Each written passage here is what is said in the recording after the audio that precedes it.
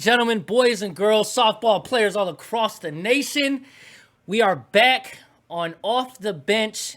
This is King Seat, episode 2. As always, I'm Flip. I'm G. What up, y'all? I'm Rippe. And we're going to have a lot of fun tonight. I think this is probably one of the most anticipated streams we've had. Wouldn't you say? Interviews? Yeah. To this point? Yeah, I agree. I'm excited. This one's going to be a lot of fun, man. I have a little spice to it for sure. Oh, without fucking question. somebody everybody wants to talk to, but nobody ever talks to. We're going to talk to him. I think that's pretty lit. There you go. Great.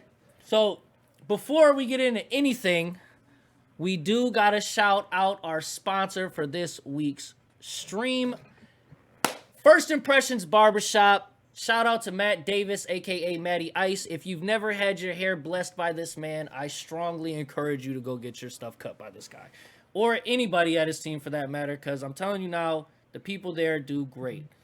You can catch him at 8441 Park Ave in Allen Park, Michigan. To schedule an appointment, you can either call him at 313-686-7418 or go to firstimpressionsbarbershop.org. Again, if you have not went to Matty Ice or anybody at First Impressions, you are definitely missing out on one hell of a cut. Trust me on that one. We'll drop bombs for Matt Davis one time. Gotta give him the bombs, man. Gotta give him the bombs. I may or may not be going there tomorrow. Hey, there's my boy Habersnaki. I'm supposed to go. I need to go. We're supposed to go to Vegas here shortly, man. And I definitely need to figure my life out and go get my stuff cut, because I'm not gonna pull my hat off because that's embarrassing. But you know. I just had to throw up, bro. It's okay. Before anybody says anything about my cup, this is a bat. I was gonna say, what is that? It's a bat. It's a dugout mug. Listen, my daughter Taya. Shout out to Taya. She'll probably never watch this, but if you do, I love you. Thank you for my gift. This is my birthday gift. So now you don't know what's in here. It could be water. I'm drinking Gatorade tonight. That's cute. Or am I? Attaboy. So, for those tuning in now or for those who will tune in later, our special guest tonight is definitely a one of one. As you guys know, when Tony D left USSSA, Leo stepped up and then he was out the door pretty quick. If you ever watch this, shout out to Leo. I haven't talked to him in forever, but so then we had a pair of Billy Geatches and Dave Word were the two that stepped up. A lot of you guys that are in Michigan, well, everybody in Michigan, if you're not from Michigan, last year Michigan faced a lot of issues as far as scheduling goes, where it was you either pick, you pick U-Trip or you pick One Nation, basically. So throughout the last year, it's been a little rough, and this year, earlier this month, Billy actually stepped down. And the question was, is Dave Word going to pick up the pieces and keep building USSSA in Michigan? Big question. So, big question. Yeah, so we got that answer. Yeah, and we had some hot soup with it with Jimmy Z. He gave us a little info on this before we came out here. So that's pretty sweet. It's one of those things where like there's a lot going on and then there's a lot more going on after it, if you know what I'm saying. Yeah. So folks, a lot of questions will be answered tonight. Without further ado, your USSSA GSL Michigan State Director, Dave Word. Dave, round of applause for Dave one time, man. Shout out to Dave. Shout out to Dave. Appreciate you. How you doing, Dave? I'm doing good. You? Not too bad, man. I'm just kind of hanging out, man. This was definitely one that I've been looking forward to since we got it confirmed that you were going to be on here. Same. This might be like the first time me and you have had a face-to-face since like once. I think we had one. I think I met you once last year, maybe twice. A bit up in Midland, but yeah, we're just dancing and listening to music most of the time. You know how it goes, man. You gotta have fun out there. Having a good time. It's having a good time. So, obviously, number one, first and foremost, thank you very much for joining us and coming on. Obviously, all these interviews are always optional. So the fact that you took time out of your day to come on here and address some questions we had, some questions the chat may have, that's huge, man. So I really do appreciate that. Same. Yeah. To So be here, I'm gonna do my best to answer questions that you guys have. So I got faith in you. let's let them fly. I got faith in you. So we'll kick it off easy. So just tell everyone a little bit about yourself and your background and how you got into being a USSSA director. Yeah, man. I grew up here in Michigan. Started my little league career playing for Westside Youth Athletic Association. I think I still got some records there for most strikeouts. Anybody wants to look it up. Hey. Played on the west side there for most of my life. Played a little bit of Little Caesars baseball, Michigan Rams. Then I went off to the Marine Corps after high school. Did that, came back, went to CMU, played some intramural softball, and ended up going into recreation management, where I went out to Utah, became a state director for girls fast pitch for USSSA out there, ran some leagues for adult, and got to play on a few teams like Sprint. Helped some guys from Platinum Funding get to USSSA Worlds, and from there I've been with the USSSA system since '07. So I got back to Michigan in 2013. The story kind of went with Tony. I met up with him, started playing USSSA leagues in Rochester.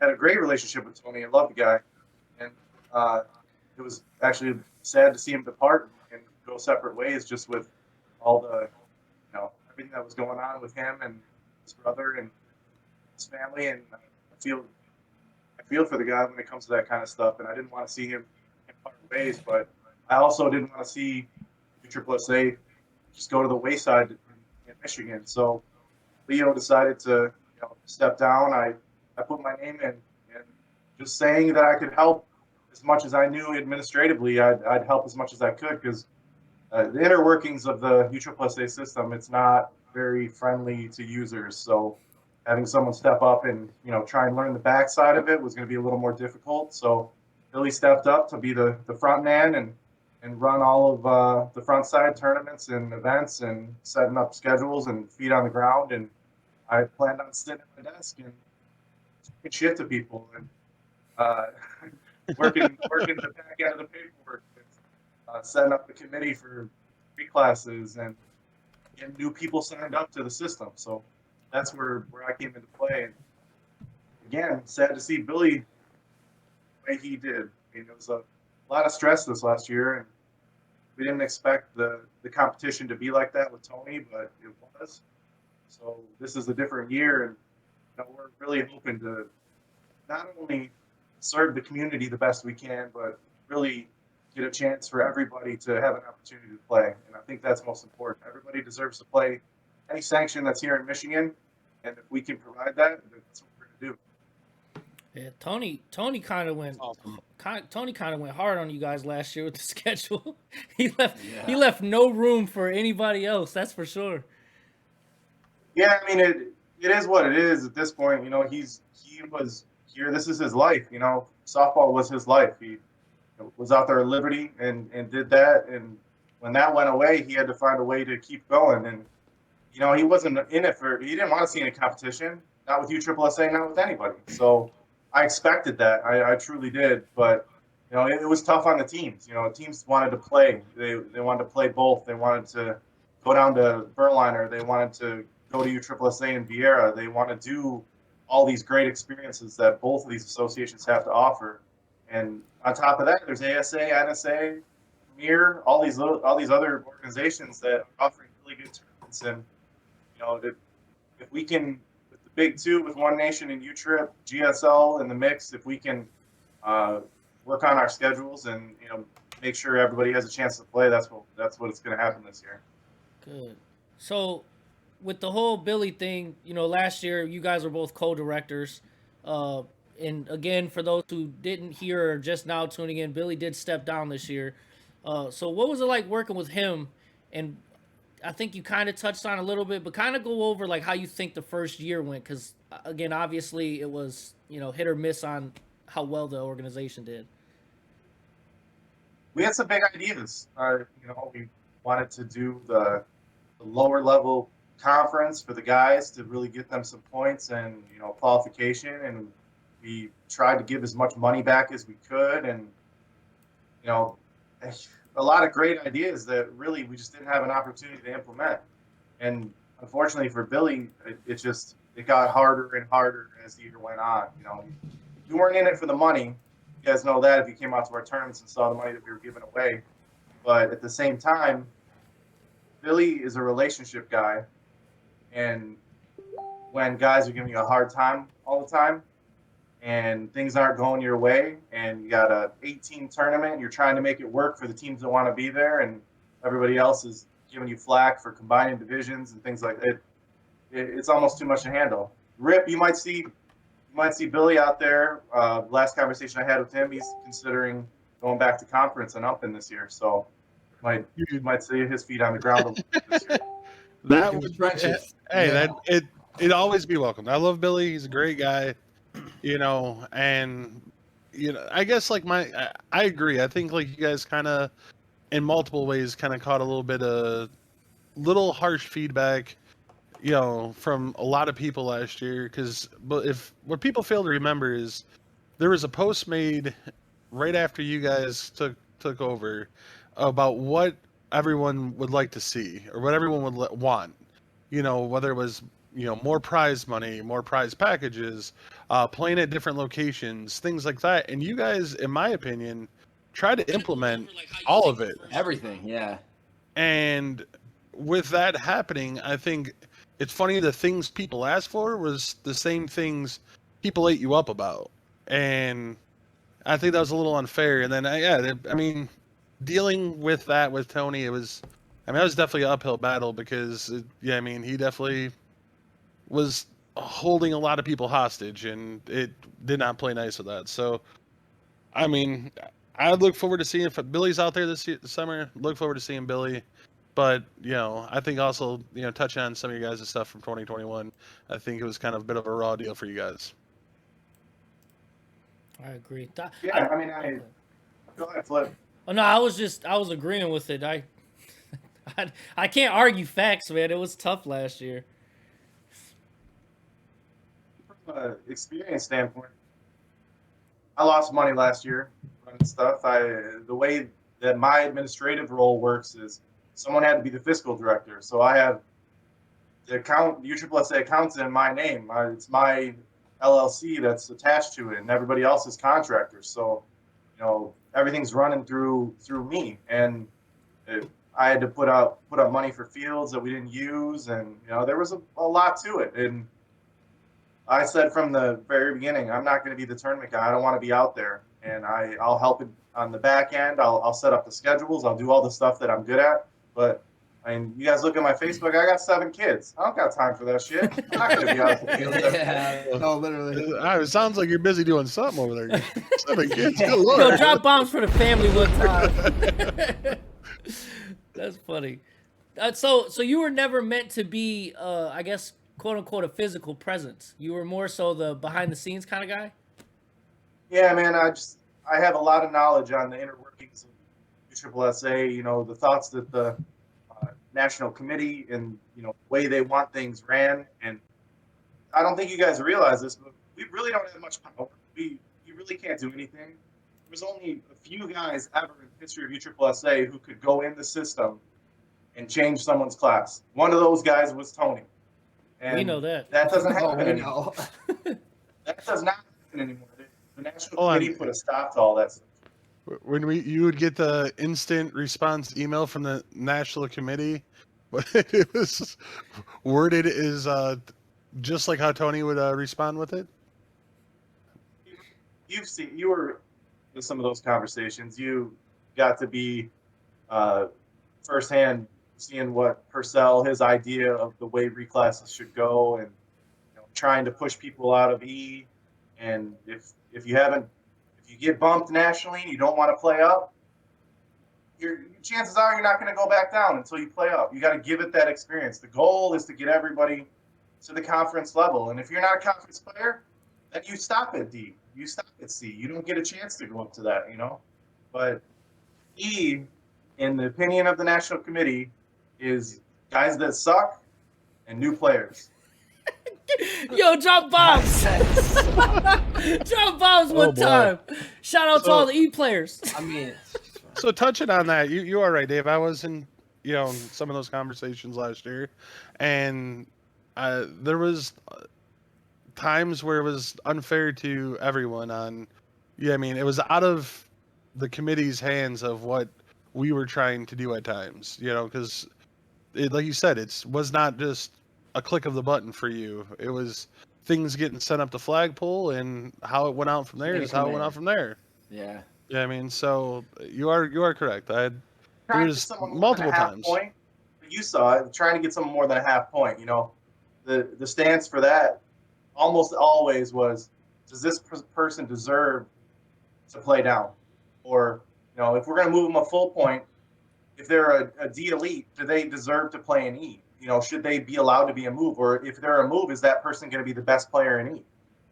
Because that's not what we're trying to do. We want the best player in E to be someone that's a second, third year player in E, and then they're going to be going up to D next year. That's the way the process. You don't want the best guy in E being a D player moving down. Yeah. Right. Unfortunately, I think what we all have learned, though, what national office puts you guys in the predicament of that is, it's all sounds amazing, but there's how many programs in this country that do not play from that same rule book, and it puts everyone at, from here, they feel, I mean, I'm speaking from, I feel as our metro or the state of Michigan as a whole, they feel like they're put at a disadvantage when they go to larger tournaments at times. And I don't know if, I mean, I know it's a work in progress. There's been a lot of change across the country when it comes to directors and so on and so forth. So maybe it's just a matter of time. It's just a work in progress as it'll all work itself out. But, I think we've been hearing this, we got to be a little more strict thing. I mean, before you guys, I mean, Tony would often say that when he was in charge at UTRIP. And I think a lot of people would feel once you got out of town, it was not that way. I mean, there's been plenty of times I've been there looking, how in the world is this a D team or a C team? This team's got 5 guys that played in the conference last year on this team, and I'm not talking as B players. And all of a sudden, and C, all 5 guys are on one team. So it's really not. I mean, it's a work in progress. I'll agree, but at the same time, I think you guys were overly analyzed, and it didn't help you guys at all for what you were trying to do here. Yeah, we tried to do the best we could. I mean, people on the committee, and just to put it out there, Flip was not on the committee. I was number 7, man. Number 7. You have no idea how many people said stuff to me about that. Like, actually thought that I was really on there. That's just like the rankings. Everyone thinks I'm the only one there. Element of surprise, man. It's just all it's people talking in those meetings. I mean, I think it was eye-opening to a lot of people. Purcell would jump on a Zoom that we were having to go over some of that stuff, and everybody was in opinion that they should be reclassed, and Purcell's like, no, this person has never played up like they were supposed to. So they take that opportunity and play at that upper division that they got bumped to nationally. They're not going to play back down. So I'm going to tell you right now, half of these reclasses are like, I haven't played in 2 years. Can you reclass me down because I haven't played? Sorry. If I say yes to that, it's going to go to national, and they're going to look at your playing history, and they're going to say no to it. That's just how it goes. So for sure. Yeah, so we'll get more into reclass. I don't want to spoil everything because there are some. Yeah. Well, I don't want to go too far ahead here. So running it back to how, like, obviously the USSSA thing, and we all know, like, and I think every player in here will always value a Florida ring with UTRIP over any ring you can get. Whether, like, again, PSL has super cool custom rings, and I'm mad I've never won one. But UTRIP, Florida. Yeah, Florida weight, or Florida's ring weight is, again, 10 times better than any ring you can get. So it's the epitome of what you play. Yeah, so it's obvious, like, USSSA has been the king, especially in Michigan. what would you say we got to do, maybe from even your perspective, or us as coaches, or like for players? What do we have to do to get back to that point where USSSA is again the number one option? It's never going to be the number one option. There's too much social media. There's too many other opportunities out there than there were before. It's always going to be an experience that is going to be the hardest ring to win. Winning USSSA is the hardest. You don't have a hitter. You go down to Florida. You play in those conditions. Even had some conversations with Silverbacks last year where they said nothing's harder. Those guys are across the board some of the best ballers I've seen. So,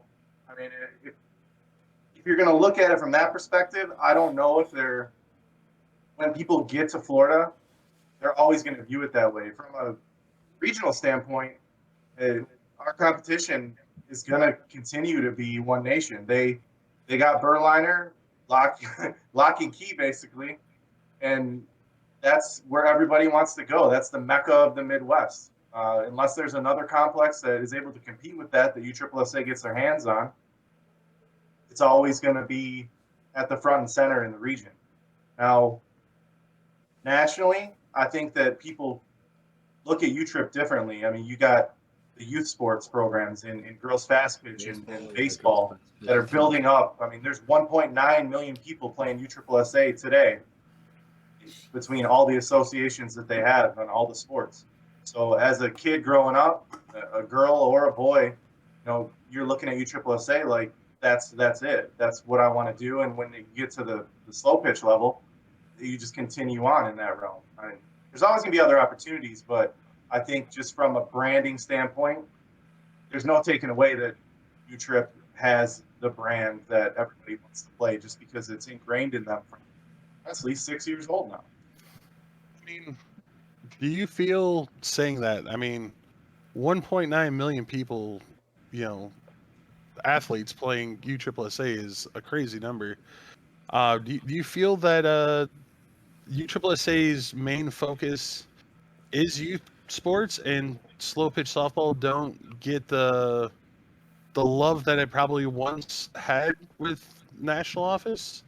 That it's a little bit of a different focus these days? Yeah, they've branded themselves over the years to be a little bit of everything. The goal of USSSA, honestly, is the building of the program and going from E to D to C to B to getting to the conference. They want to offer the professional opportunity to play as you're an adult at the slow pitch level. And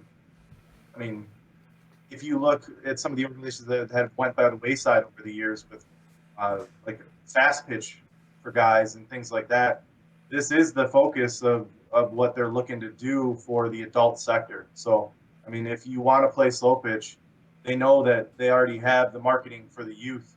And granted, that's probably their moneymaker because there's so many kids playing. When you get to the adult age, you transition easily into slow pitch. It's probably not, it's not a priority compared to their marketing and advertising, but it is the next step in your evolution of your career as an athlete if you're going to continue to play baseball or softball. I know that feeling. Gotcha. That was my thing, is after high school, played in a summer collegiate league, and then I had no idea slow pitch softball was even still around. My dad used to play when I was younger, and I'd always go, but you get out of baseball and then you still got that hunger for it, just something that keeps that competitive edge there. Subbed a couple of times in a league in Garden City, and then fast forward 7 years later, here I am sitting here talking to you. I think the coaching aspect of the way USSSA is set up, it's a whole different opportunity. You got to play the reclasses, you got to play your roster, you got to play your moves, And from a coaching standpoint, even if you're not an athlete, there's an experience for you in USSSA. Yep. Amen. I agree. Amen. I definitely No, and I also agree, the evolution of the process moving from local levels up to the conference. Having last year be my first full year in the conference, and then this year going to be year two. The game is is completely different at so many levels from our local level.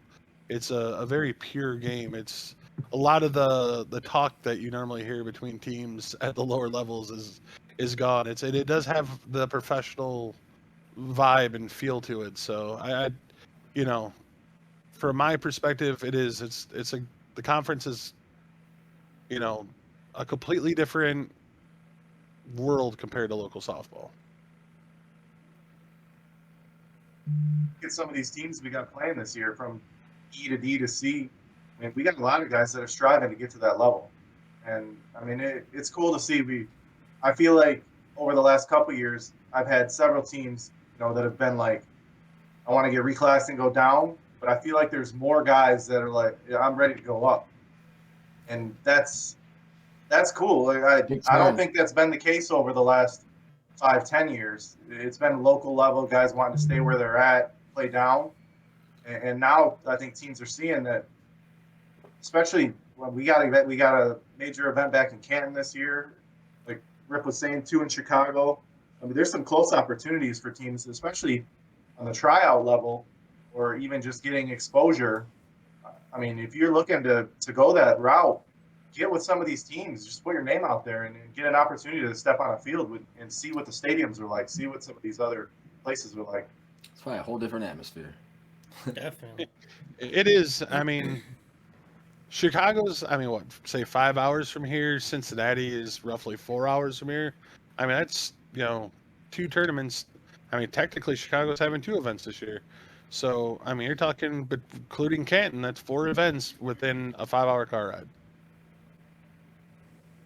Smokies isn't too Drop offs. Yeah, drop bombs for us getting some damn tournaments, especially out here. Canton is like, Yeah, I mean, I haven't hard to get them. Yeah, I haven't played. I know there's a complex that somebody talks about. I think you brought it up before too, Art Van or something. That's yeah, that's supposedly really nice, and it sucks for us because of the whole, Liberty shutting down thing. I wasn't around long enough to actually really grow to love and respect Liberty for what it was until after it's gone. But Canton being the premier spot with the most fields, you got the bar for food and drinks in between.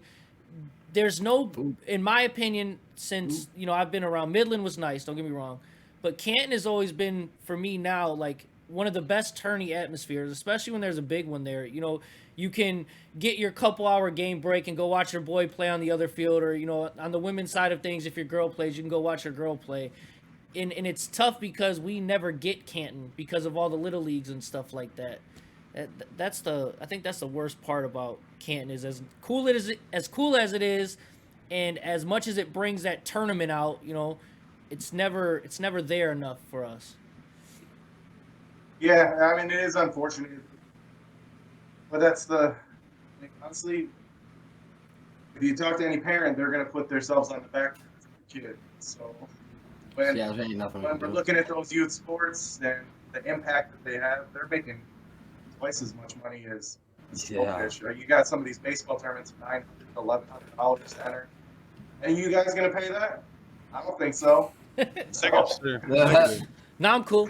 On that, could you touch a little more on what everyone can expect, when the major is going to be? I don't know if you have the date handy for everyone. I know from doing a little research, it's going to be a multiplier tournament for the conference. So I'm guessing it's going to be a very solid turnout. Can we talk a little more about us getting a major back here? A whole lot, Rip. I don't got much to tell you on that. It's not even something that we get our hands in. They bring in someone from national office to run those events. They partner directly with Canton. Everything goes through them. We don't deal with any of it at the state level. Gotcha. That's annoying. You should get to collab with them because it's in your state. Yeah, so they'll reach out to us once everything gets underway, and want us to pull teams, get teams to show up, and be a part of the event. So who knows? Maybe Super Friends will show up. Yeah, we'll get more information as it gets closer, but right now the only thing that they've worked on is just facility agreements with Canton, and then when it comes down to it, we'll get all the information probably week before everybody else does, and be able to push that out to all the registered teams. So back in the day when Liberty had the last chance, which was always huge, the same time there'd be like a super NIT held at the same time for E. Is that something that you think could be a possibility for us here this year? Yeah, I mean, we've already talked about with tournament directors that we're adding, getting a couple more NITs in the state. We also have another one partnering in Indiana. They're going to be offering an NIT down in South Bend, good complex down there. So we got a little bit on the schedule as far as that. You know, if we have that opportunity, run with it. You know, that's something. If they give us that opportunity, we will. A lot of that depends on how many teams want to show up at the major level. If it is an average turnout, then they can open up the extra fields to bring in, you know, E and these other divisions that want to come play. Gotcha. Thank you. So speaking of the games and schedules and stuff like that, so USSSA and GSL dropped the world schedule this past week, I believe it was. You know, and on that, one of the bigger things, and I think, you know, a lot of the E teams caught it too, was the E Worlds tournament is not in Indiana this year. It's in Kansas City. Is that a permanent move, or is that just, you know, this year we're going to put it here and then go back, or have they figured that out at all? When I saw that question was coming, I went right to national with it, and the answer was they're geographically locating these events now. Last year there was low turnout everywhere because there was 3 tournaments within 5 weeks, all for E, and it was very close. You know, South Carolina, Ohio, Indiana, and it ended All the up West being, teams had to come out here 3 times. and it was a crappy experience for the teams that went to low attended tournaments. You know, they want the bigger tournaments.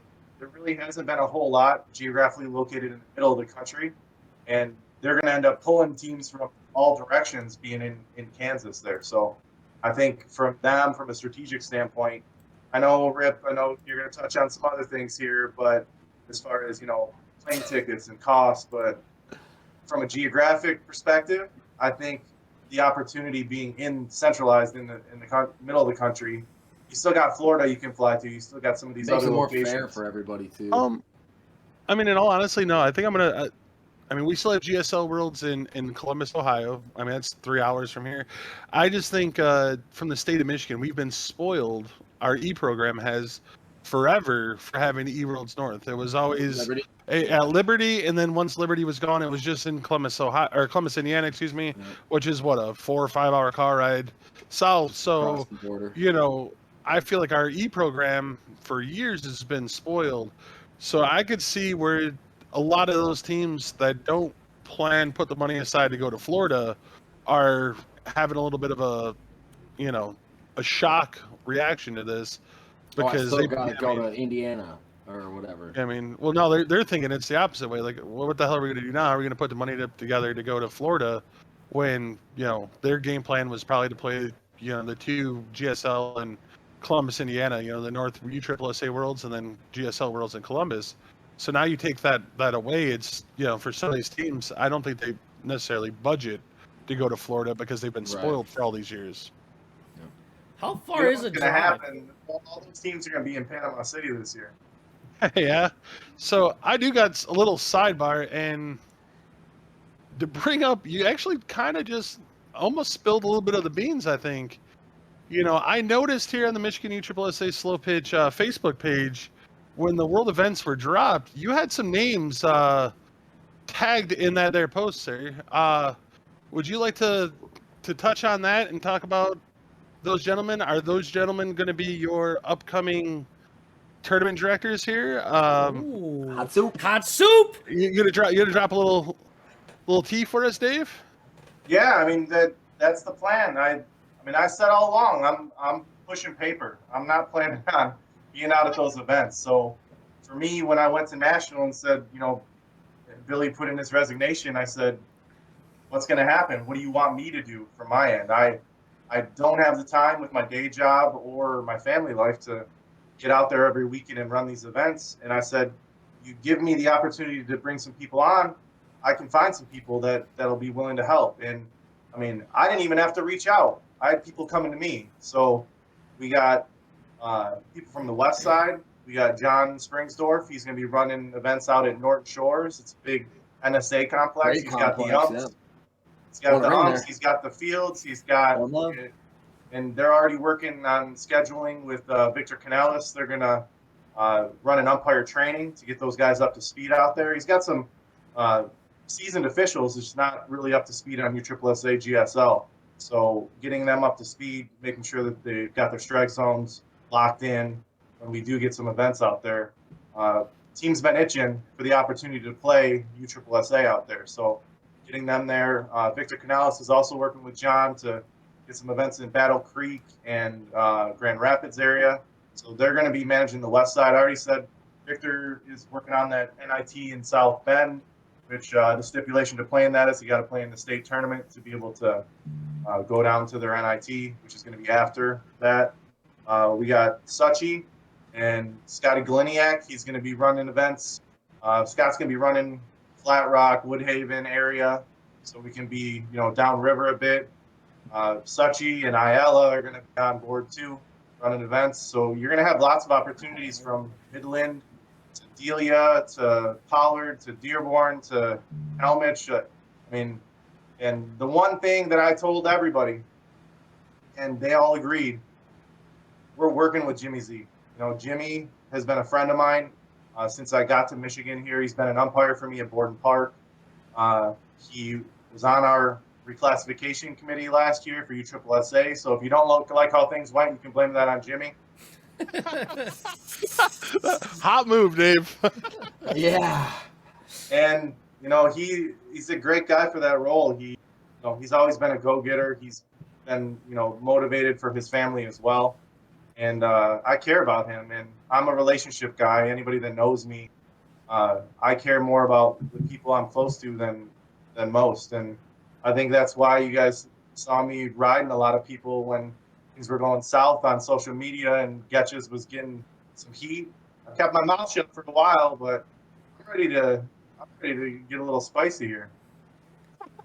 I mean, Spicy so nuggets.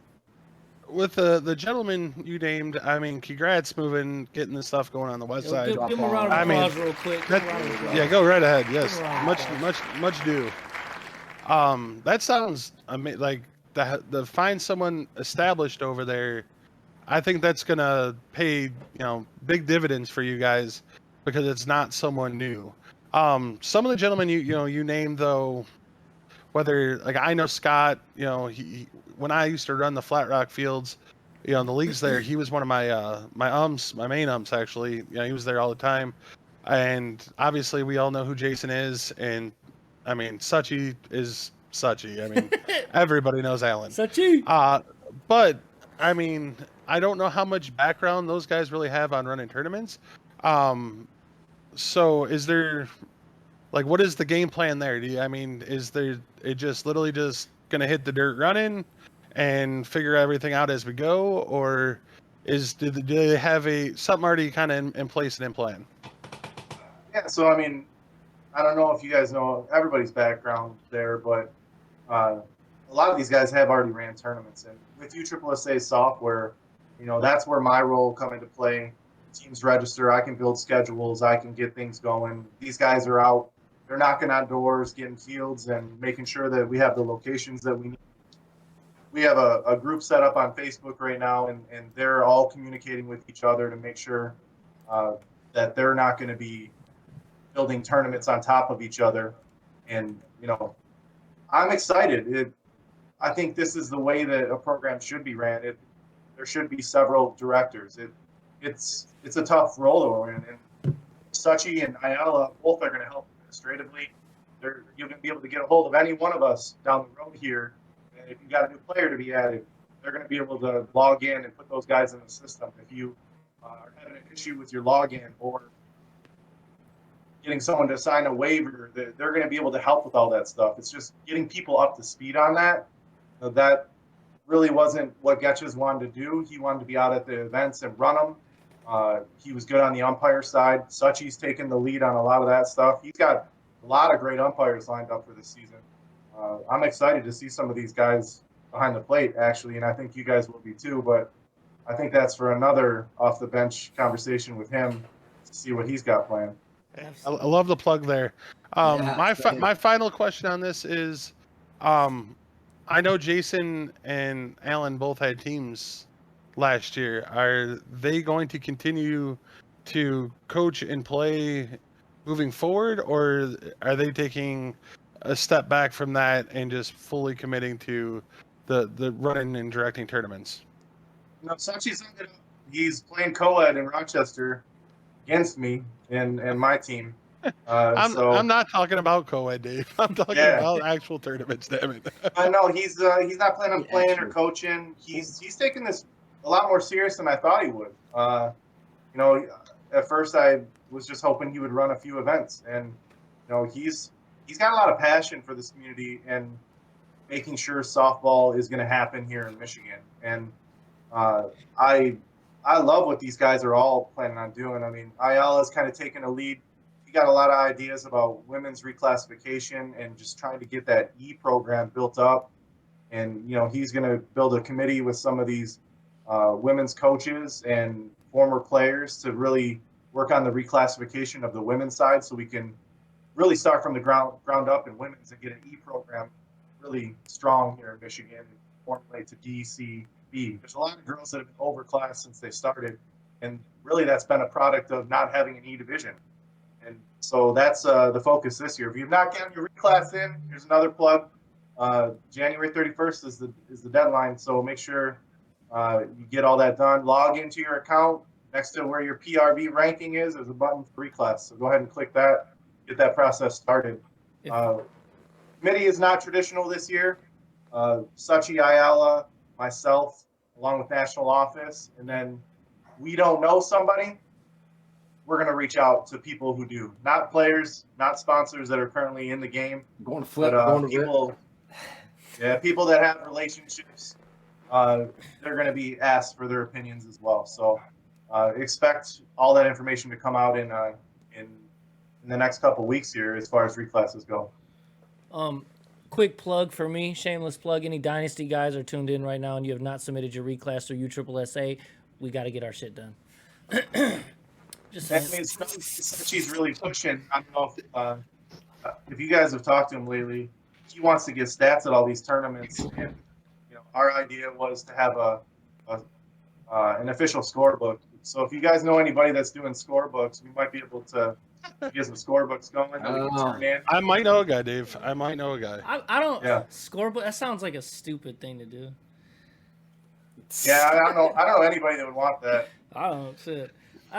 I do got two questions though. So, and it's more along the lines of, I guess so to speak, the process of you picking the directors.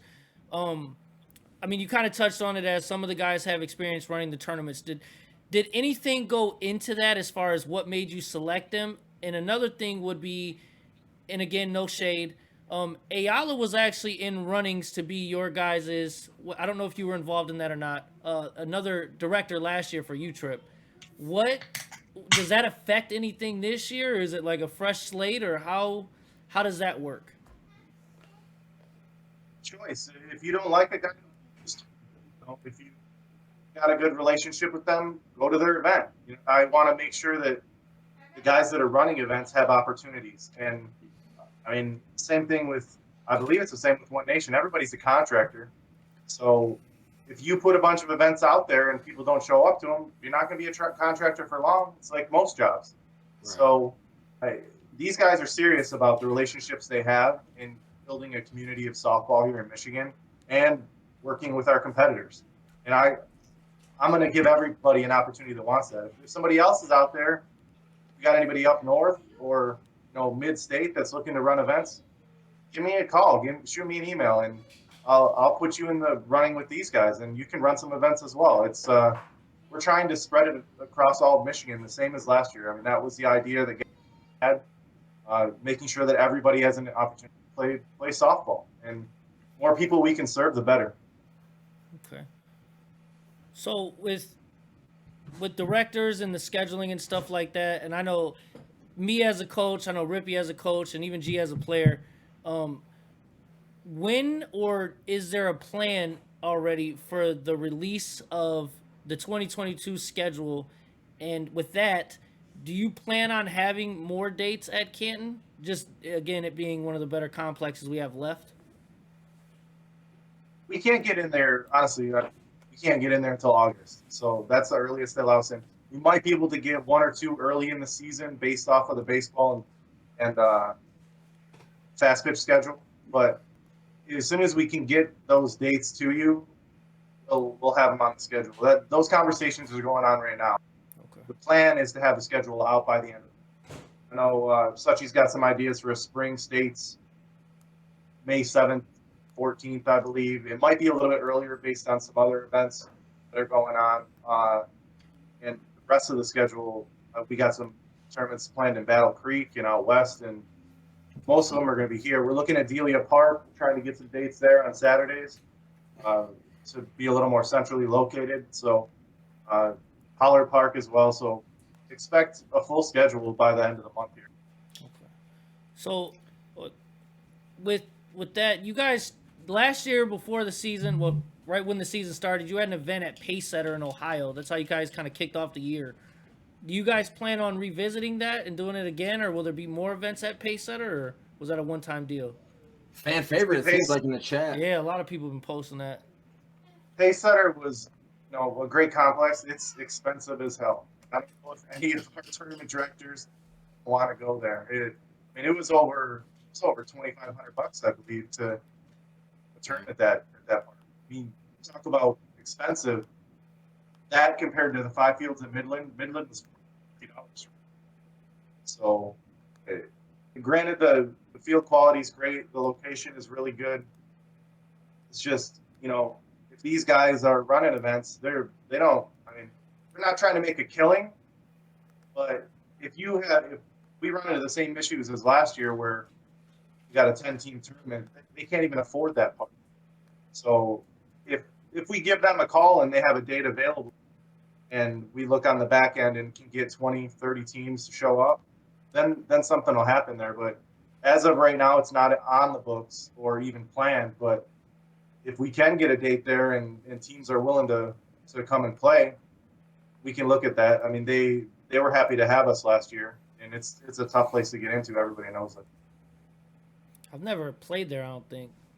I might have been there once, maybe. It's awesome. It's nice. Awesome. So I'm missing out, apparently. Do you think, Dave, with that, do you think they basically are pricing themselves out of that? Yeah, I mean, is it because of the youth market they're so heavily involved in? That's the same thing with like Kite Monroe, some of these other parks. They service youth, generally speaking. They don't want the alcohol on site, and the youth are willing to pay those events. You got $450 to $600 a tournament, $150 gate fees, and they're covering the costs of those facilities. So unless teams wanted to pay an exorbitant amount to be in those tournaments, or I know we're looking for sponsors, bad sponsors, all sorts of things that are willing to increase the prizes to be able to give away so that more teams show up to these events. Something to entice them is really going to be a way to counteract the cost of those facilities. So while we're on that, with, again, new directors, new facilities or complexes, better prizes, stuff like that, what new things, with those included, can we expect this year versus last year? Is there anything new planned? I know with keeping score at the games, trying to get stats going. I know teams love that, players love that. Our goal is to get Player of the Year and that conversation started again next year. Hopefully, if this takes off the way we think it's going to, it'll transition into award ceremony again, getting an event going. Probably February of next year. Yeah, probably February of next year, getting some preseason, probably right after Challenge Cup, and to celebrate the teams and how they did the year before. Okay. That's awesome. Yeah, that's awesome. That would be sweet. Round of applause for that. Bringing that back, man. And again, like with that being said, as far as player of the year and everything, the biggest thing for softball, and I don't mean this in like a negative way, but it's kind of ways that guys after baseball can relive that, that time frame. So the awards, in high school they used to give out player awards at my school, and stuff like that really, it can either one boost your ego, or two, give the guy that's the most humble dude on the field that's balling out a round of applause without having to actually do it on the field and shit. You get that award, then obviously you know where you stand, especially in the community. Are you guys planning on making it like a, going over the stats and that's what it is, or would it be like a voting thing, so to speak? I don't know which way they're gonna go. Honestly, my goal, if these guys get up to speed in another year, I'm gonna have very little. I won't have much to do with it. I honestly, with my profession, I organize special events for a living, so I might keep my hands in for that. But the whole process of it, I'll be doing the back end implementing, and these guys will come up with the ideas, and I'll just make sure that they're working. Okay.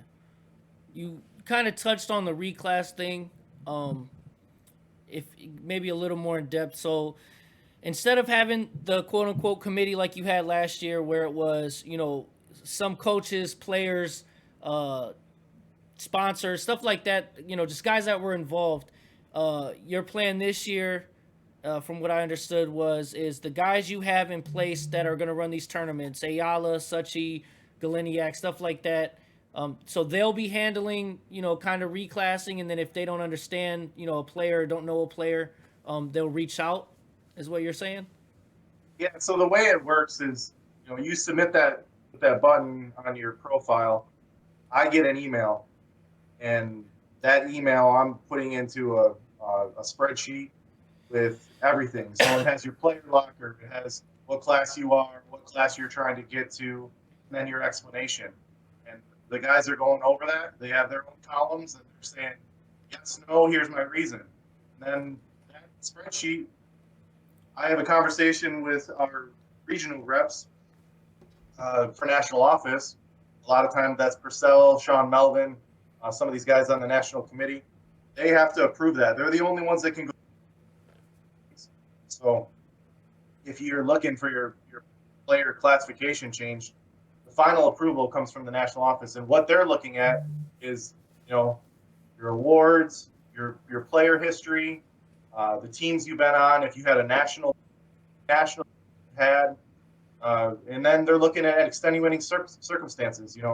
Have you had back surgeries? Have you, had babies and haven't played in years? Like, there's a lot of different factors that can go into this. So when you're submitting your player reclassification, put a long ass explanation on it, because they see all that. They'll get that information too. And if there's a legit reason why you need to be reclassed, and not just like, I didn't play for the last 3 years because I was a national bump and I couldn't get on a team, they don't like that excuse. That's not going to be the answer they want to hear. They want to play, continue to play. And if you went off association, played with somebody else until you thought you could wait out your reclass, that's probably not going to be the case. Okay. So two things with that for me. I just read this in the chat. Blake Dunn just said, unless it's been updated in the past week, said he was getting an error message that said, we were unable to find an email address for your state director. Please email them directly. Can you kind of give, maybe him a word of advice on how to get a hold of you or how to submit it if people are getting that error message? Yeah, I mean, if you're getting that error message, hit me up on Facebook or send me a direct email. Just go through your process of on the website. Just go through the process of submitting your reclassification screenshot of all the detail that you put there, and just send it to me, and then I'll add you to the queue of the spreadsheet list. Okay, and there were some other players that were Michigan players that were getting sent to Ohio Director, other players who played out of state. Just so you're aware, if you're playing in Ohio and it goes to Ohio Director, they're going to just deny it because you're in Michigan. And I also want to put it out there that if you're a Michigan player, you're playing in Ohio, and you're looking for a reclass, chances are I'm not going to reclass you. Because why the hell am I going to help Ohio out? I'm not going to help Ohio out.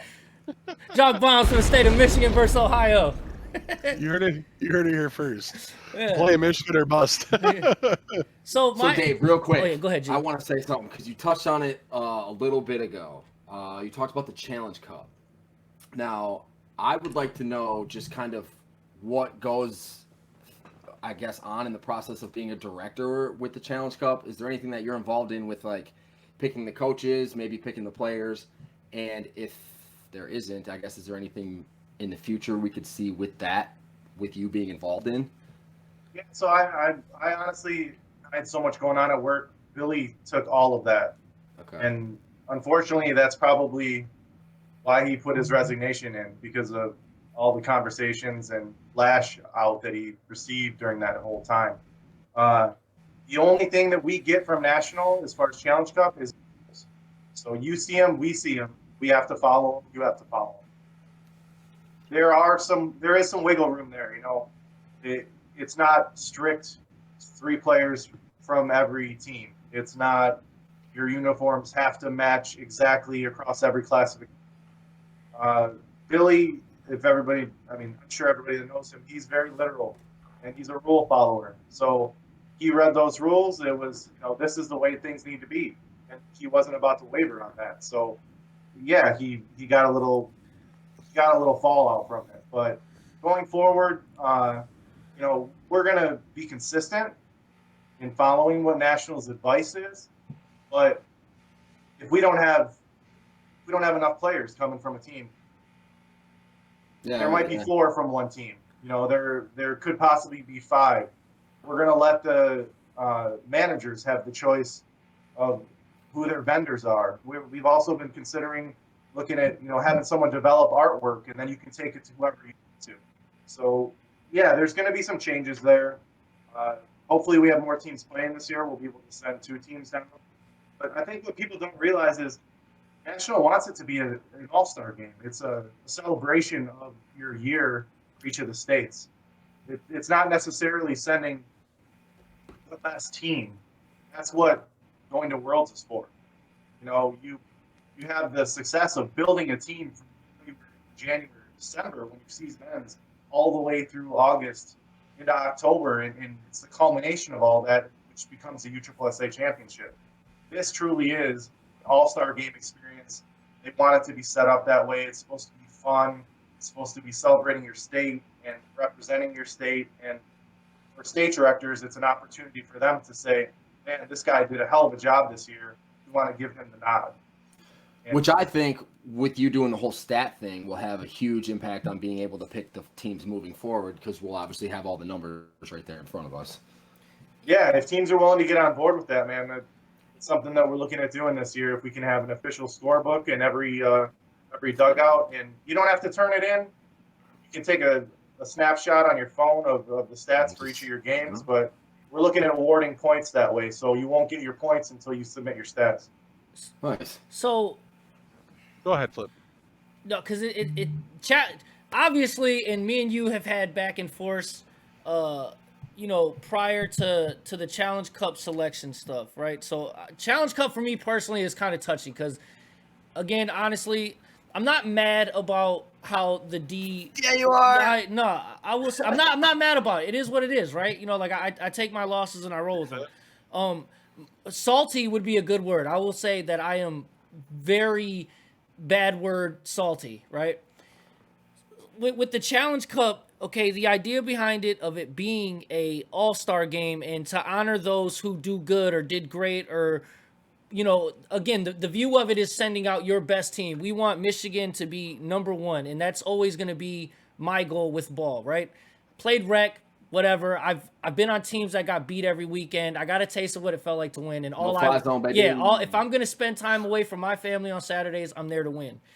So True. My personal situation, I won't speak on any other division but mine. I was punished for going against you guys. Your decision. I went a little above and beyond, so I won't take that away from myself. I did that. Can you sort of elaborate on when you say sending the best players? You're talking stat and talent wise, or are you talking about character on and off the field, or if they cause drama so to speak, that they will be disqualified from that conversation? Is that like a thing? It's a combination of both, and it's going to be up to the directors and the managers. I mean, they allow you to send 2 teams. I mean, that should speak for itself alone. You know, it's not about putting the best team out there. It's about putting the best relationships out there, and you know how the best group of guys that a manager feels is going to represent the state, and that might be completely different between 2 teams. You might not see the same guys asked to be on one team or the other. They might not be asked to be on both teams. So it is really going to be up to the managers on who they bring, but it is going to be stat heavy, and that's going to have a lot to do with it. But yeah, I mean, if you got a guy that you know he might be the best player on your team, but he's the biggest asshole on your team and he doesn't get along with anybody else, the manager's probably not going to ask that guy to go. So, obviously, we've had a lot of controversy, whether it be the uniforms or I saw coaches that were supposed to be coaching one division but are now coaching another, and teams falling apart, people walking away from the opportunity as a coach and stuff like that. Did you guys have a plan B if, you know, Coach A didn't want to do it, or how did you pick the coaches? I guess is another question to be involved with that. Wasn't involved in that at all. I can't speak for Geatches. You can get him on the show if you want. I tried, but I'm not. I said I wasn't involved in that process at all. I actually, you know, after state tournament, I kind of fell off the map for a while, which is why you guys didn't see me interacting very much on Murder Man or anything. So I really haven't been involved in it. Anybody that sent me a message during that time, you know my response. Talk to Geatches. Suchy. Yeah, no, I just read that. So, Suchy, just directly, I guess, to you. I'm not trying to. I don't listen, and I'll say this now to where it's dead and out of the way. I don't care where I was on the list, whether I was at the top or the bottom. The team that I managed or coached in game, the success that we had, the runs that we put together, the dominance we showed speaks for itself. I don't care about what I did wrong here or who I crossed there. Deeds was a top team last year. Again, a second place finish at Worlds, and again, shout out to Sting. Mac was a great choice. They had their second place in Florida. Again, the top tournament that everyone wants to win. No, I don't care where I was on the list. My placings, well, our placings, I should say, and the guys that ran with me last year, all that speaks for itself.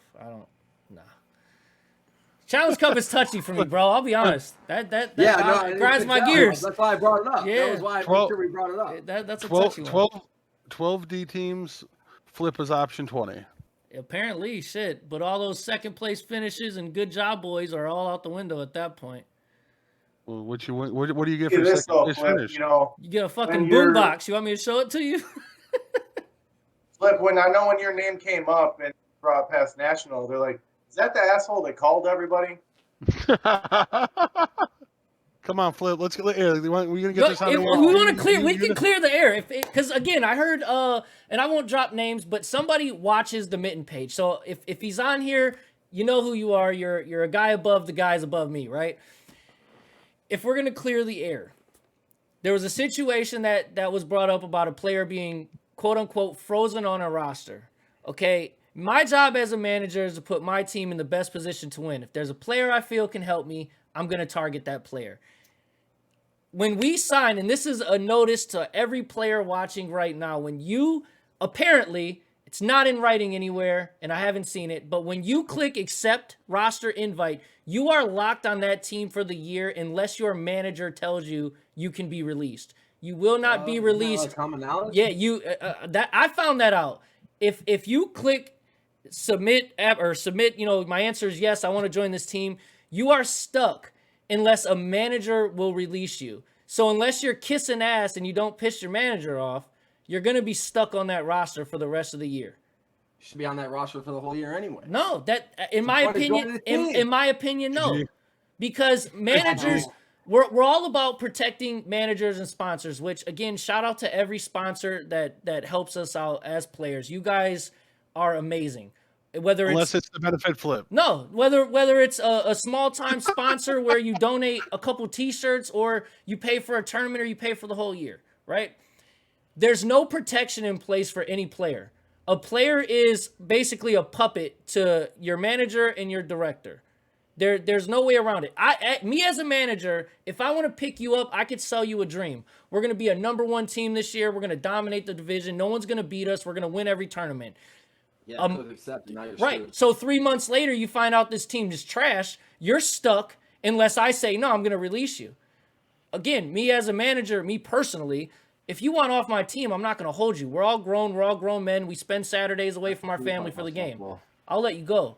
Others may not feel the same way. And I highly, highly disagree with the being frozen on a roster for the whole year unless your manager releases you.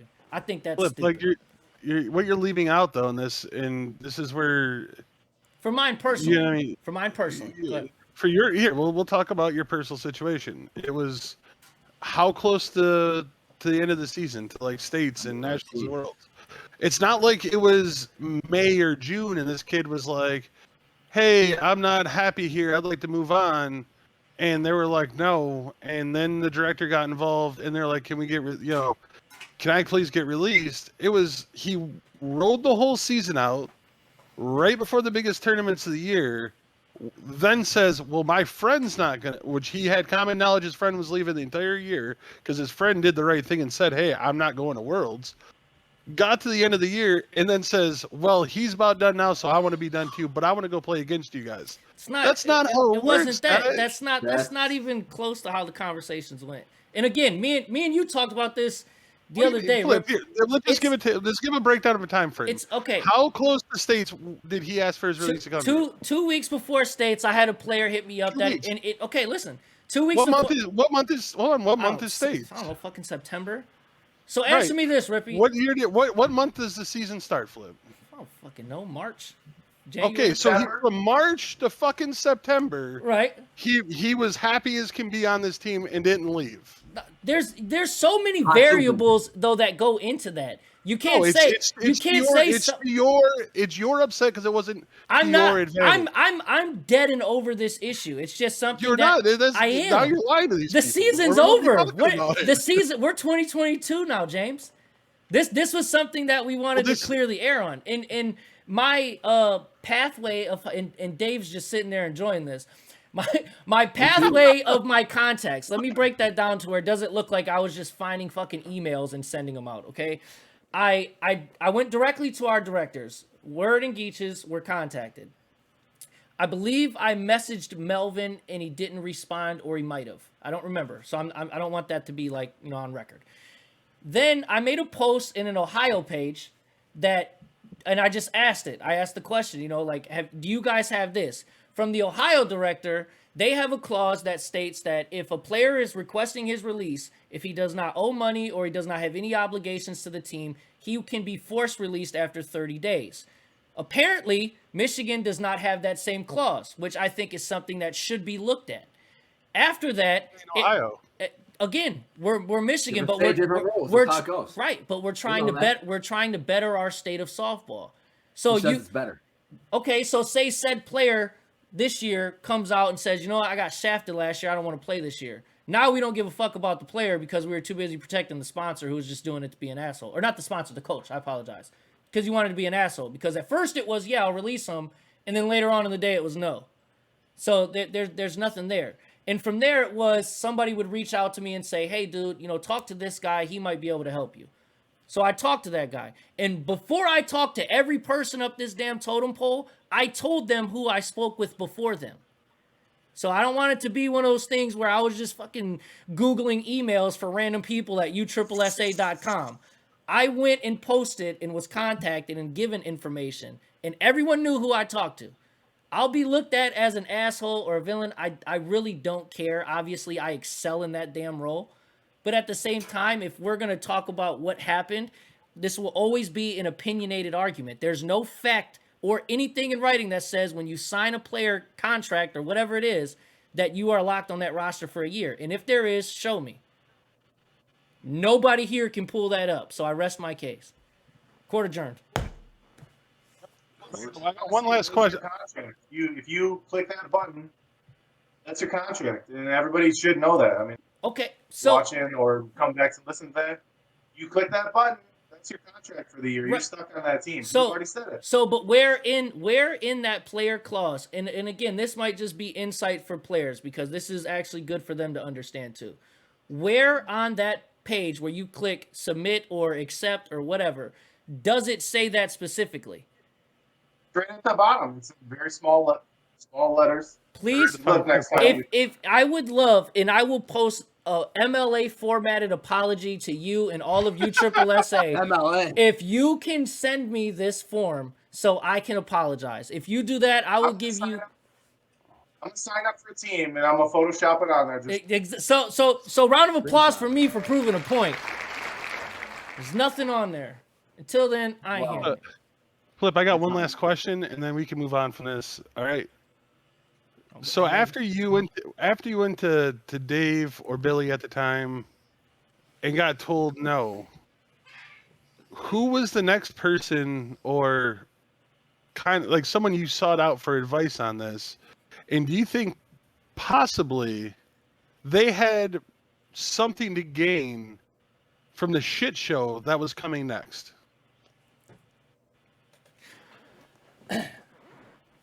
So, for those who don't know, I reached out. Left that out. No, I did. I reached out. I reached out to Tony, and I don't think that it was anything to gain from it or anything that oh, it's going to be a shitstorm. Let me give him some bad advice. It was me as a coach asking a director of another sanction, someone who was with USSSA for a long time, advice on the situation because I know for a fact that Tony has forced released players before. He's done that where he said, okay, like this is the situation. All right, I'm going to release him. I don't feel personally, and if I was a player, I'd probably get banned for what I do to my coach. If I sign on to join your team, I'm paying my dues. I paid for my uniforms. I've paid for my own travel. I've done everything that I need to do.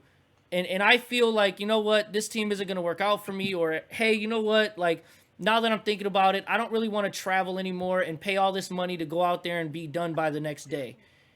I don't feel like that's right. So I asked somebody who had knowledge on it and insight, who clearly I wouldn't get in trouble asking what I could do about the situation or what he would have done in that situation, just where I understood it better. So yes, I did reach out.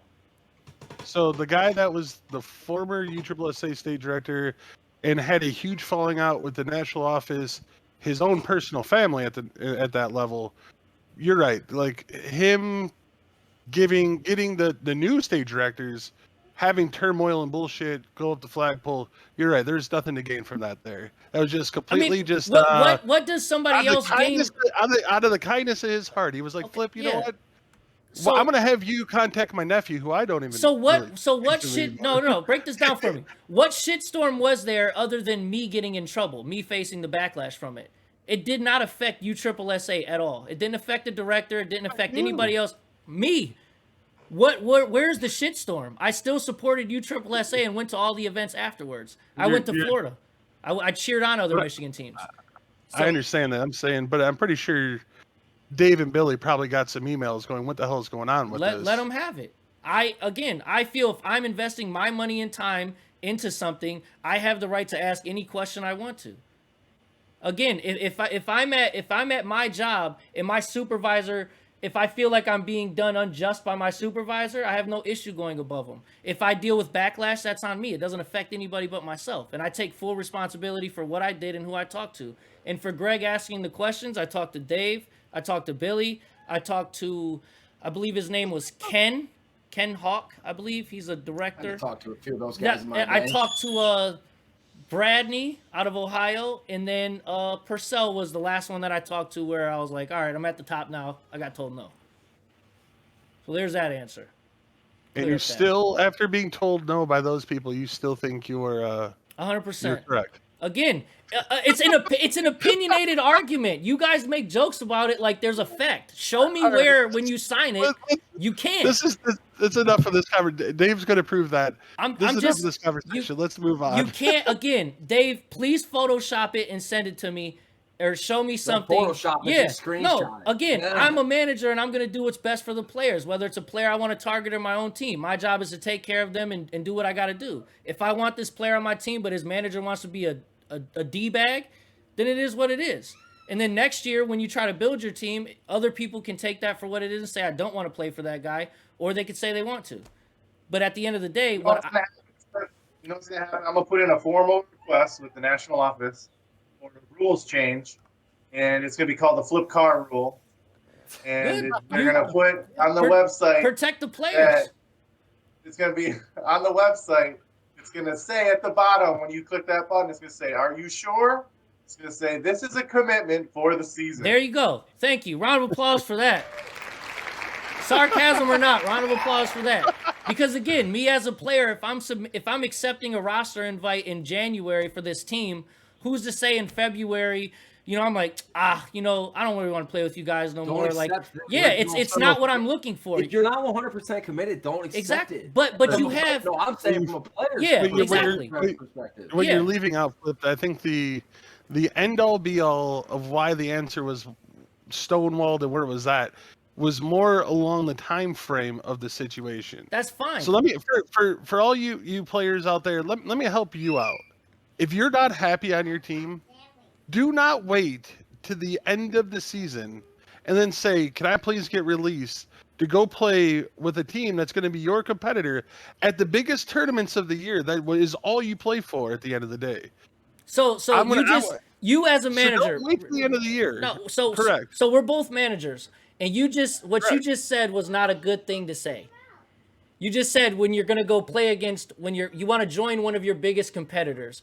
You're a Michigan coach. Our biggest competitors are not Michigan teams. I refuse to believe that the Michigan teams this year are going to be my biggest competitors. All you're doing, and again, a wise man once told me, he may or may not be on a camera right here, there's a reason that they give you 20 people on a roster. One guy leaving should not make or break your team. Okay, and again, the argument's going to be, well, one guy shouldn't make your team better. Okay, but again, me as a manager, I'm trying to make my team better, so that's what I'm going to do. As a player, if I'm playing on a team that sucks, and at the end of the day, it's your standpoint on this. It is. At the end of the day, like, stop playing like you give two shits about like what's best for the players, and you're trying to make this whole deal. I was You're a player. salty because this affected you. It did. Because you wanted a player and couldn't get him, and then got even more in your feels because they said, "Yeah, let's do this," and then a couple hours later said no, which then it went a big snowball. Snowball effect. Exactly. But it did Stop trying to make this into something that it's not. It's not. So look and at it it wasn't this way. May that this happened. It was 2 weeks before fucking States. We're viewing. He knew what the deal was. That's such a small way to view it, though. That's such a small way to view it, though. What do you mean that's a small because way to view my issue with it could help out other situations. So if I'm sitting here telling you that this is my issue, this is what's going on, now the player's getting screwed, does that not open up a player's eyes? Possibly. Again, the managers and upper players that this has nothing to do with. You don't care. It is. Because all those players. So how does that not? When they sign the roster, it's a contract for the season. Where does it say that? Stop. You guys got to stop being stupid and acting like you can't read. Nowhere on that sheet does it say this is for the whole year. You have to be released by a manager or you will not be released. So if I'm bringing up an issue that could affect, again, 1.9 million people that play USSSA, and I'm looking at it from a player's perspective saying this is something to protect the player, how am I in the wrong for that? Flip. At the end of the day, no one should ever stop a player from moving up. So if or you being have on a better team. No, stop it. That's bullshit. To you? If you're at the same class. If a player wants to move up to the next class, you have a guy on your team, he's performing well, something happens, another team at the next level or a level above that come and say, hey, we'd like to pick you up. I think there should be nothing wrong to with stop a better team at the same level. That's it's the same level. You're making a ladder team, though. Bro, in this scenario, right? So all the teams that have all this time, money, things invested into it for the whole season. At the end of the season, every team should just, we're going to get 15 guys together and say they're the best 15 players. They all should quit their teams and go to one team and say, the hell with everyone else. Sounds like every other state. In this specific case, as long as that's Flip's team, that's okay. it's not okay. Else, I would get out of here. Put me in that situation. We had one of our better outfielders after we tried to pick up Nate. After it was said, yeah, we'll release him. One of our better outfielders left the team. We had zero issue releasing him. He could have went and played for whoever the hell he wanted to. He could have went to the team that we were trying to get the player from, and I wouldn't have cared. If you don't want to play for me, you don't want to play for me. But at the end of the day, do what? Was this in the month of August? This was in September, or no, it was August. Last 2 weeks of August, I believe, is when it started. I can't remember. If mine not, I'm just out of curiosity. Ain't it like the first or second week of August, all the rosters freeze anyways? There was no frozen rosters. None of our rosters were frozen. Is that a thing? Is there a certain date that all rosters are frozen in the system? But typically you freeze the rosters before state tournament. How long before state tournaments? Because that would play a factor into this. It's 2 weeks and 17 hours before the state tournament. It's a good random number. See what I'm saying? Like, you guys can view it how you want to, and I'm going to view it. And I guarantee you, as many people that side with you, I guarantee you people view it the same way I do. Again, I'm not mad at the fact that, obviously shit played out the way it did. It happened, right?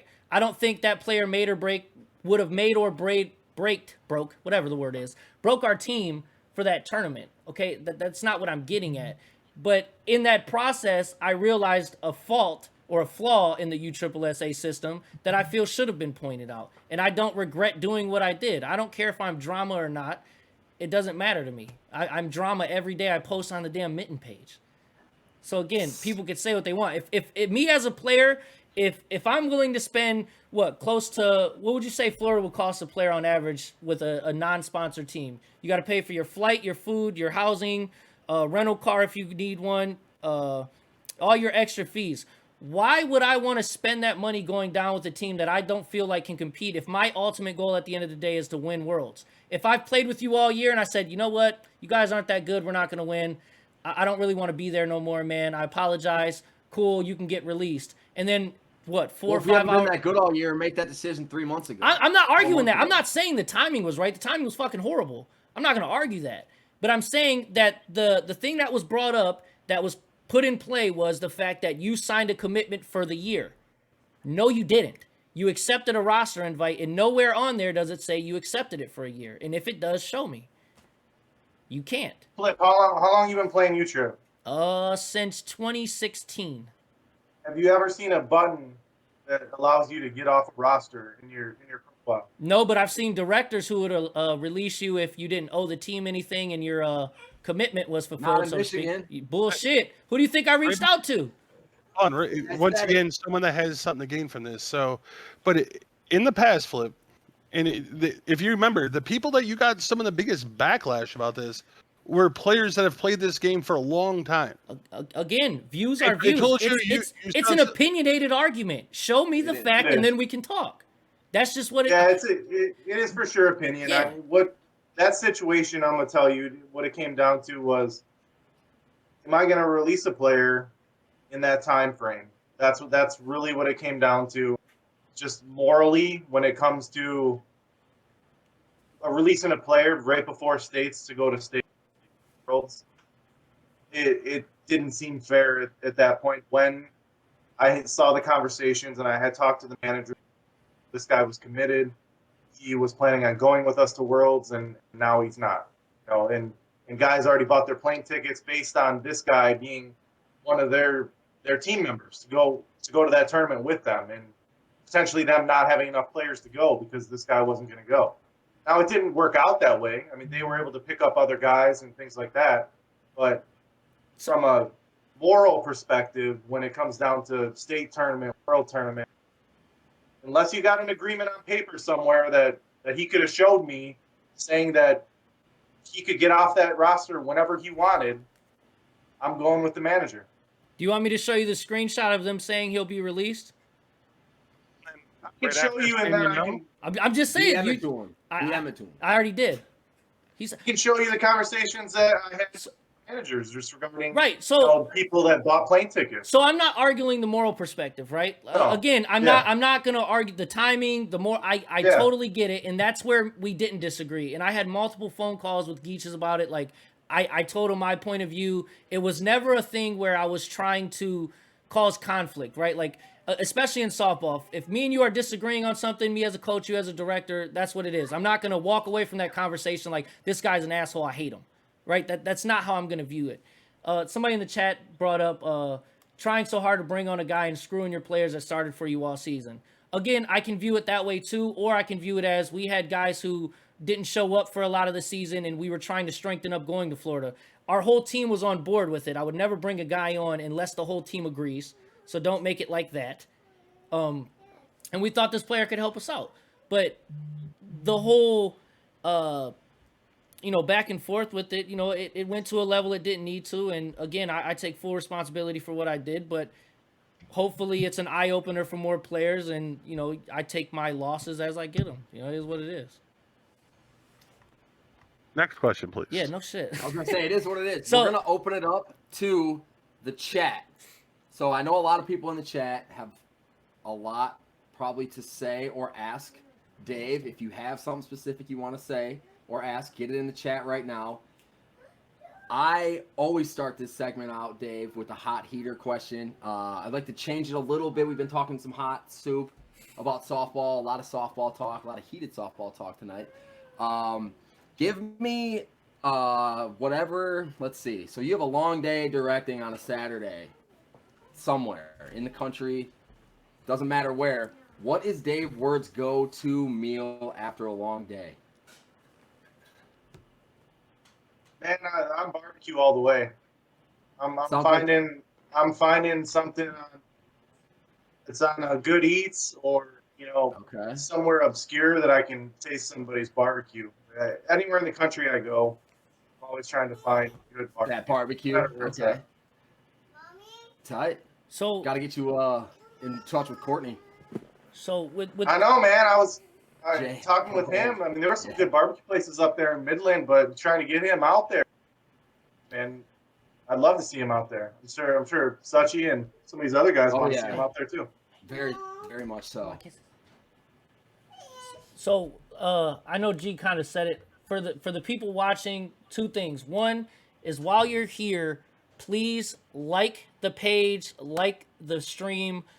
Check out our YouTube at Off the Bench Live. We're halfway to our goal on YouTube right now. It's new. And if you have questions, put them in the chat so they can be asked. Dave is here. We've already talked before. He's pretty much open to answer any questions. I did see one that I will ask you. Thomas, I went to that barbecue place that Billy was talking about. I put it on the scale and it was fire. Forgot what it was called though. It's in my notepad. So one of the questions is from Laura. For the weekends, people don't play but want swings. Is there a way to possibly consider a write-in system to get player swings and exposure? Like basically the tryout system, but for lateral or single case. So I guess instead of, you get the tryout with the conference level and then you can go back down. Is there a way to do that? Because if I'm not mistaken, once you move up, you're classed as that, correct? The system will only allow you to, I think it's 2 or 3 moves up to a different team per year before you get locked in at that classification. So, if you're signing up as a women's E team you're trying to get extra swings on a D or a C team, I'm pretty sure, and I can get verification on this. There's a lot of backdoor workings of the USSSA system as far as the way that they have their analyticals going and the algorithms that are built into it. So I can try and get a little bit of clarification there. I believe it's 2 or 3 times go up above your class and play on a weekend, still get removed and come back down and not have it. Unfortunately, like I said all along, the USSSA system is built for players to go up. If you're consistently going up to play, the system's going to recognize that and they're going to want you to stay up. Tyler Whitehead. Jesus. Hot soup. I mean, for real, he knows. So, and that kind of brings me to one of my questions. Then I'll jump back to one that I just read in the chat. So with the whole reclass thing, right? Guys moving up, guys moving down, things like that. With the committee, and I speak because as a coach, if there's another coach on that committee, because you're allowing them to do both, if I'm not mistaken, what if a player reclasses and this coach is in that same level and he's like, no, I don't want to play against him, or that hurts my chances of winning, so let me just give you a decent reason to deny it. Will you be taking those certain directors or people from the reclass committee and saying, okay, you can't vote on this one because it's in your class, or how does that work? It's the same as last year. That was the same situation. If anybody had a hand in on a player, potentially knew that they could have that player on their team at some point in the year or play against that player, they didn't have a chance to vote. Okay. So it's always going to be like that. And on top of that, I think honestly, with the way that the committee's set up, guys are fair. They're not looking at things that way. It's about the betterment of Michigan softball and trying to make sure that everybody's on the same page and players are where they're supposed to be. So if you've been playing above class and you really aren't that class, chances are you'll get that reclass. If there's still hope for you to keep going up, you're probably not going to get that reclass. So you might not think it, but there's people watching all the time, and those people, might have higher hopes for you than you do. So, unfortunately, there's probably several people that aren't going to get that reclass because there's a chance that they can offer the upper division that they're in or the higher division a better opportunity for them to play or to keep enough teams in that division to make a solid tournament. If we keep reclassing everybody to DE, what happens to the C? What happens to eventually the B in Michigan? It's not the way that the process is supposed to go. Okay. Joey Cakes wants to know: is there mandatory qualifiers to be eligible for Worlds? Joey Bag of Donuts. As far as the amount of tournaments you have to play, we're going to stay on that same path with three events. So you'll have to play in 3 events, one being your state tournament. So, and there's going to be other events, NITs that have state tournament qualification that are involved. But 3 events is going to be the standard. Okay. And I'm not sure you'll be able to answer this now, but if you have any insight, maybe. Christopher Green wants to know, what are the official qualifications for next year's Challenge Cup? Those rules come directly from national. So, if we're depending on the amount of teams that we're allowed to send, if it's 1 or 2, depending on the process that they do, we're looking at it being stat driven. So if you're playing USSSA ball and you have the stats to show that you deserve to play in the Challenge Cup, then you'll be part of that conversation. I don't know if we're doing a minimum qualification as far as Challenge Cup. It is an all-star tournament, but if you haven't played USSSA all year, obviously you're not going to qualify for Challenge Cup. Yeah. Right. No, I think that should be common sense. Yeah. We'll do the last one from the chat. Kelly Corsetti wants to know if there is a woman on the committee. The committee? So like I said before, unfortunately the group of directors is all men at this point, but Sachi Ayala and myself are handling a lot of the reclasses right now. And if we don't know a player or there's a player that we don't have enough knowledge about who's looking to get reclassed, they're reaching out to people with that knowledge. I think between the 3 of us, we know enough people that know people that we can find out enough about someone if they deserve to be in a certain class or not. Okay. So back to our questions, we always ask, the Michigan guys, the local guys we bring on here, this one, where do you see Michigan softball in 5 years? Where do I see it? Just from an overall program standpoint, or USA, or what? Yeah, as far as like obviously what we've been, again the kind of storm we had last year. Where do you see it going from here in the next 5 years, from a director or even as a as a person in general, just looking at the Michigan slow pitch scene? I mean, every time a team registers, it goes to my email. So I see the teams coming through. I see women's E teams that, we've never had an E team register in Michigan before, along with, some men's teams this year that I don't even know the names of these people that are registering. So for me, I see growth, especially ED, that level. With the directors on the west side of the state, I guarantee there's going to be growth over there this year. And in 5 years, the state as a whole, Jimmy running One Nation with the group of guys that we have that are willing to run tournaments, adding to that list just because of the community that we're putting together. I see it growing. These guys are door pounders. They're going to go drag people off their couches that haven't played in years to come out and play. And on top of that, we got guys that are looking at high school baseball fields to find people to bring into slow pitch. I think it's going to grow. And there's guys out there that are coming out of college playing baseball that are going to get local jobs, and they're going to look for something to do. And I think the camaraderie in slow pitch, and you guys see this community that we have. Yeah, it's one of the best. It's as far as Michigan goes, I'm excited for this year.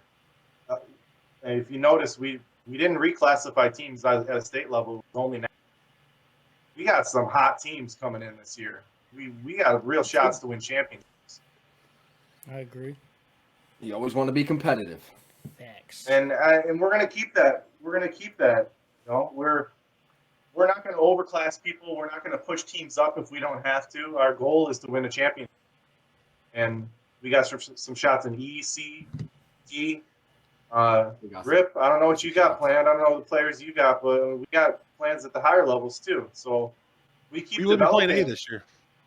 That's what I'm saying. If we keep developing at the lower level, we got to feed these upper teams. And if we have one right now, 2 later, 3 down the road, it's going to keep going. It's going to keep growing.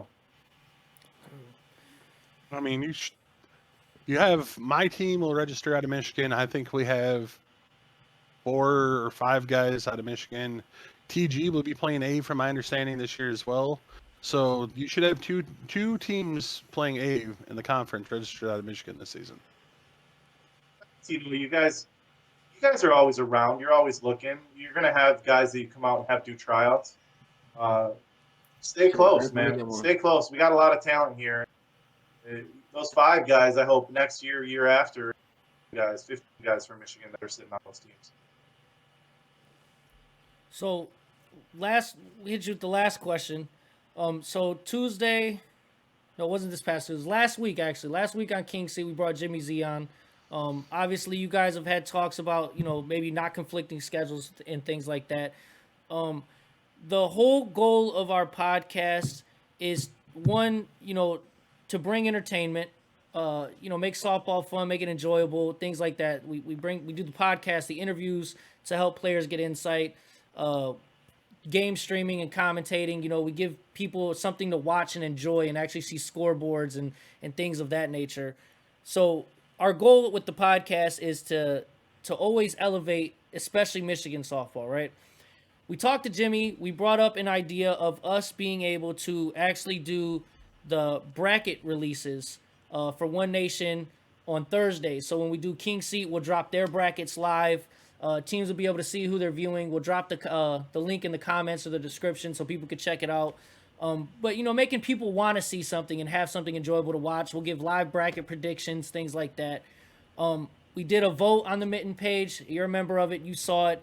It was an overwhelming yes that we should be allowed to do that.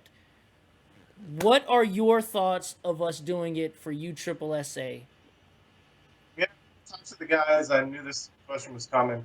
They're all for it, man. Like, if you guys are interested in doing it, get these teams registered early. Let's fill up these tournaments. There'll be another way to get them in there. You guys heard that right there. Get your team registered ASAP. And things like that can be brought to you guys. Again, we're always open for feedback, again, from especially directors. on what we can do to help the community, to bring it up, again, to make Michigan a dominant state when it comes to us traveling and helping players out, you know, whether it be showcasing them with clips of the week or bringing their name up or showing love on game commentating. It's all about bringing it to a higher level than what it is. I'm all for it. One thing too. Yep. You know, if you got a team and you haven't registered yet for One Nation or USSSA or any of the other sanctions you plan on playing, ASA, NSA, whatever you got, get your team registered. And when our schedule drops, best thing you can do for any of our directors who are putting money out to rent fields and set up tournaments and all this stuff, even if you don't pay in advance, go to the tournament and put your team in it. Get your team on the list. Register early so that the directors know and have confidence that it's going to run. Right. That's the only way to continue to offer these programs at the state level is get the teams registered. So if you haven't signed up for any association, get your team online, get your roster going, build that team, and register for those tournaments all across the board. We got to see the teams in the tournaments to make sure they run. That's probably the biggest struggle and most difficult for a director is you got 3-4 teams and you're like, how the hell am I going to run this tournament? You know, get your team registered early. Don't wait till that last schedule drops in February. Start filling up your schedule. Get it out to your team so that they can put those weekends locked in. If you're going to be traveling, make sure you know what your schedule is. Build it now. Get it going. So expect ours by the end of the month. Jimmy's got his out and ready, and get your team's registered. So, Dave, on that note, I mean, and this would kind of parlay into helping with the whole thing. I mean, I think part of like the conversation I think Jimmy said last week was to kind of like, I mean, not so much say we're working quote unquote together, but like not working against each other. So like when one sanction is hosting a E tournament, the other one's hosting a DC, or women's playing in one weekend over here and then the following weekend over there. Is that the game plan? And if that's the case, then I mean, it's not really conflicting for us when if we drop in the brackets weekly on here. It's building the community up and everyone getting love. Yeah, that's the plan. We're not going to conflict with the same classification each week. And I mean, we realize teams don't have infinite the amount of money that we would love them to have. It's not going to happen. We're not going to register. We got some teams that are going to play 3 tournaments. Some teams are going to play 18 tournaments. But if you're playing those 3, get them online. If you're playing 18 and you know it, get them online. I know money comes all through the season, but if you have a schedule and you're planning on rolling with it, get it on. We're the west side of the state, we're not as worried about conflicting with Jimmy. I don't think it's going to have as much pull. I mean, we've noticed that from Midland and some of these other places. You get a very select amount of teams that go to those tournaments. I don't think the west side of the state is going to affect the east as much. You'll have some teams that'll travel, but it's not going to be like pulling the whole east side over to play a west side tournament. You might have 3 or 4 or 5 teams that go, but some of those dates may be conflicting, but we're going to try and avoid them all together. Right on. So before we do the outro, Dave, and cut you loose, we always end the episode with our guest. So Tuesday, this coming up Tuesday will be Hot Soup. Yeah, our 3rd episode of Hot Soup. Which we didn't do it this week. We will be doing it on Tuesday. We will be having a giveaway courtesy of Brandon Tishma over at Rosenthal Power Sports. Tishma. ATVs, dirt bikes, anything to do with any of that. Basically, see everything but snowmobiles. Yeah, go see Tishma over at Rosenthal Power Sports.